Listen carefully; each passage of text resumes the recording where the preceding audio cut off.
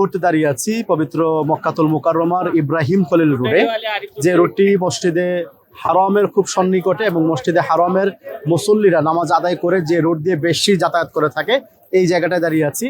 আমরা একটু আগেই পবিত্র জুমার নামাজ অনুষ্ঠিত হয়েছে পবিত্র মক্কাতুল মুকাররমায়। নতুন বছরের প্রথম জুমা, এই জুমায় লাখো মুসল্লি অংশগ্রহণ করেছে।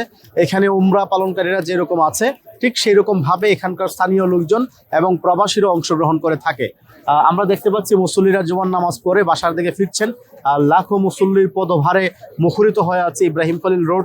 আমি আজকে এই বছরের প্রথম জুমা আদায় করলাম আমাদের মসজিদুল হারামের এইখানে, এবং আজকে বছরের প্রথম জুমাতে যেটা দেখতে পাচ্ছি প্রচুর অনেক লোকের একটা সমাগম, এবং এত লোকের সমাগমে এর আগে কখনো আমার জুমার নামাজ আদায়ের সৌভাগ্য হয় নাই।